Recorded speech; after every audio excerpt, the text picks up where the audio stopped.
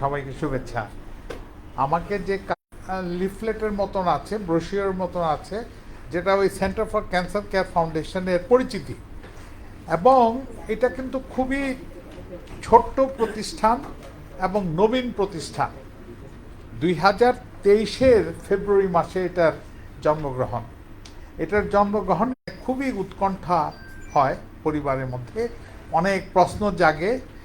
Cancer হইল এখন কি হবে, আমার বোধহয় মৃত্যু অবধারিত ইত্যাদি, কোথায় যাব, কি করব, কোনো রকম মানে পথ খুঁজে পাওয়া যায় না। সেই রকমেরই আমরা এইটার থেকে ভয়কে দূর করার জন্য এবং প্রশ্নের উত্তরগুলো দেওয়ার জন্য আমরা ক্যান্সার কাউন্সেলিং শুরু করি প্রথম থেকে।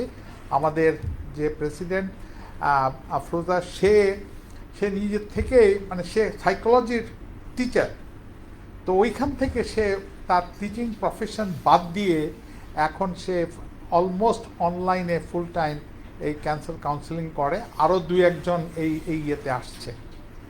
এই ক্যান্সার কাউন্সেলিং পরপরই আমরা দুটো বই, মানে তথ্য সেবা, মানে মানুষকে জানানো যে ক্যান্সার থেকে বাঁচাও যায় এবং ক্যান্সার হলেই যে পৃথিবী শেষ হয়ে গেল তা না।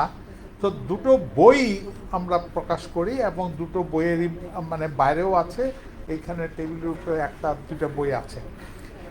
মানে এখানে থেমো না, আমাদের ওই লড়াকুদের যারা নাকি হলো, যারা নাকি সার্ভাইভ করলো, এই লড়াকুদের মধ্যে থেকে 42 জনের গল্প নিয়ে প্রথম খণ্ডটা আমরা করি। তারপরে দ্বিতীয় খণ্ড আমরা পরের বছরই করি। প্রথম খণ্ডটা ওই প্রথম বছরই আমরা শেষ করি, পরেরটা সেকেন্ড ইয়ারে করি, এবং সেইখানে ওই কেয়ার গিভারদের, মানে যারা লড়াকু তাদের সঙ্গে কেয়ার গিভারদের নিয়ে ওইখানে স্টোরিগুলো দিই। তৃতীয় কাজ যেটা করি, প্রতি মাসে যে কোনো একটা শুক্রবার বা শনিবার আমরা জানিও জানাই নামে একটা তথ্যবহুল একটা অনুষ্ঠান করি লাইভ, আমাদের পেজ থেকে, সিসিএফ এর পেজ থেকে এবং অন্য আরেকটা ইয়ের থেকে আমরা লাইভ অনুষ্ঠানটা করি। সেখানে একজন ব্যক্তি, মানে পণ্ডিত ব্যক্তিকে আনি, আর একজন যে নাকি গল্প, তার সার্ভাইভালের গল্প বলে।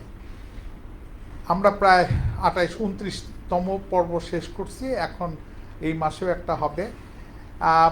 এবং আমাদের পর্বের মধ্যে যারা নাকি মানে অনেক তথ্যবহুল কথাবার্তা বলেন পণ্ডিতরা, তাদের মধ্যে আজকে ডক্টর মুস্তাকিব আইয়ুব উনি আসছেন। উনি কিছু মলিকুলার ওই জেনেটিক বিষয়ে কিছু কথাবার্তা বলবে, যেগুলো নাকি আমাদের জানলে পরে আমি মনে করি যে আমাদের যে ওই সব ভুল ধারণাগুলো তৈরি হয় শুনলে পরেই সেইগুলো যাতে না হয়, ভয়টাকে দূর করা যেতে পারে।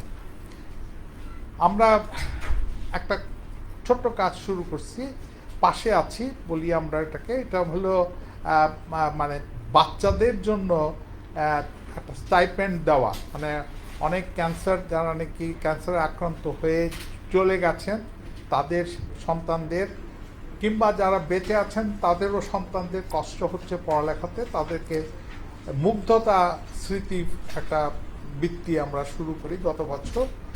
এবং এছাড়াও অল্প কিছু মানে চ্যারিটি হিসাবে কিছু টাকা পয়সাও বিভিন্ন ক্যান্সার আক্রান্তদের মানে ঔষধ এবং টেস্ট এবং চিকিৎসার জন্য দিয়ে থাকি। সর্বশেষ যে কাজটা করি সেটা হলো, আজকে এখানে দেখবেন যে অনেক তরুণরা এখানে আসছে, এবং এই তরুণ ভলেন্টিয়ারদেরকে আমরা সংগঠিত করতেছি তাদের ইন্টারেস্টের ভিত্তিতেই, যে তারা যেন মানুষকে তথ্য দিতে পারে, সাহায্য করতে পারে। মানে সাহায্যের তো অনেক ধরনের সাহায্য করা যেতে পারে। সেই জন্য এই ভলেন্টিয়ারদেরকে প্রায় 70 জনের মতন এই পর্যন্ত রেজিস্ট্রেশন করছে। তাদেরকে আমরা মানে ট্রেনিং দিচ্ছি, এবং ট্রেনিং দিয়ে তাদের ইচ্ছা অনুযায়ী তারা কি কাজ করতে পারে সেই কাজের মধ্যে ওদেরকে লাগানোর চেষ্টা করতেছি। এই একটা বড় মানে প্রায়ই প্রয়োজন পড়ে আমার ওই মধ্যম শালিকা যে আজকে পৃথিবীতে নাই, তার সাংঘাতিকভাবে তার ব্লাড ক্যান্সার হয়েছিল। এবং প্রথম দিকে সে নিজেও ডাক্তার কাছে যেত না এবং আমরাও বুঝতে পারি নাই। আমরা যতই চেষ্টা করছি তার ডায়াগনোসিসটা কমপ্লিট করার জন্য, করে নাই। তার হিমোগ্লোবিন লেভেল কমে যেত এবং তাকে এই প্রতি মাসেই একবার করে ব্লাড দেওয়া লাগতো। ওই ব্লাড খোঁজাটা, এটা কিন্তু অনেক অনেক ক্যান্সারের পেশেন্টদের ব্লাড লাগে, তখন তাদেরকে ব্লাডের সংগ্রহ করে ব্লাডটাকে যদি ঠিকমতো জোগাড় করে দেওয়া যেতে পারে, তো এই কাজটা ভলান্টিয়াররা খুব ইজিলি করতে পারে। এবং আমরা এরকম চেষ্টা করতেছি যে ওদের মধ্যে, আমাদের ভলান্টিয়ারদের মধ্যে এরকম একটা গ্রুপ তৈরি করার জন্য। আজকে আপনারা হয়তো জানবেন যে মানে ক্যান্সারের জন্য পৃথিবীময় এই ক্যান্সারের মানে উদ্দেশ্য করে, যে কোনো একটা বিশেষ ক্যান্সারকে উদ্দেশ্য করে একটা মাস পালিত হয়। এবং এই মাসটা, এই যে সেপ্টেম্বর মাস যাচ্ছে, এটা হলো প্রস্টেট ক্যান্সারের, মানে প্রস্টেট ক্যান্সার সম্পর্কে মানুষদেরকে জানানো, তাদের ভুল ধারণা ভাঙানো, এবং হলে পরে কি করতে হবে, মানে হলে পরেই পৃথিবী শেষ হয়ে গেল তা না। এবং এই মাসটা হলো প্রস্টেট ক্যান্সার। আগেই মাসটা হলো ব্রেস্ট ক্যান্সার অ্যাওয়ারনেস মান্থ। এবং ব্রেস্ট ক্যান্সারেও প্রচুর মহিলা আক্রান্ত হন।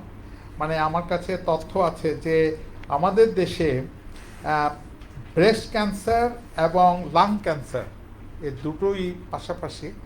এবং লাং ক্যান্সার, আজকে সকালে এই ধূমপান ও লাং ক্যান্সার এই জাতীয় মানে একটা অনুষ্ঠানে যাওয়া হয়েছিল।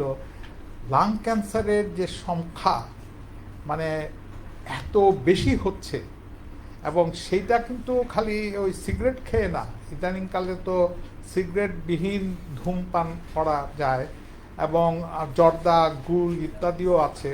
তো সব কিছু মিলে আমাদেরকে এই বিষয়গুলোতে যদি সচেতন করা যেত মানুষকে, আরও বেশি করে মানুষ যদি এগুলো পরিহার করতো, তাহলে হয়তো বা ওই বিষয়ের ক্যান্সারটাকে হয়তো বা আমরা রোধ করতে পারি।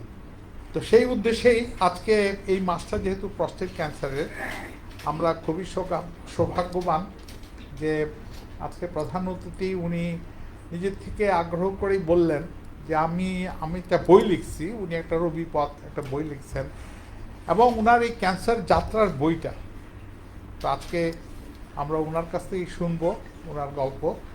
এবং আশা করব যে আজকে এখানে যারা আসছেন, ইনক্লুডিং আওয়ার ভলান্টিয়ার্স, যে তোমরা এই জ্ঞানটাকে নিয়ে অন্যদের মধ্যে বিতরণ করার চেষ্টা করতে হবে। অন্যদের মধ্যে বিতরণ করতে থাকলেই আমরা সচেতন হব, জাতিগতভাবে সচেতন হব, এবং যে কাজগুলো পরিহার করা উচিত সেগুলো পরিহার করব, এবং এই ক্যান্সারের মতন মানে এই দুরারোগ্য ব্যাধির থেকে আমরা মুক্ত হতে পারবো। আমরা হয়তো বা 100% কোনো সময় মুক্ত হতে পারবো না। ক্যান্সারের তো কজ অফ দি ক্যান্সার অনেকখানি ডিটেক্টেবল না, তবে সেইখানে আমাদের যেগুলো রিস্ক ফ্যাক্টর আছে সেইগুলোকে যদি আমরা কন্ট্রোল করতে পারি, সেগুলোকে যদি প্রিভেন্ট করতে পারি, তাহলে হয়তো বা আমরা অনেক দূর আগাতে পারবো। আমি এই বলেই শেষ করব, আপনাদেরকে একটা বড় রকমের ধন্যবাদ দিয়ে এবং কৃতজ্ঞতা স্বীকার করে শেষ করছি। ধন্যবাদ।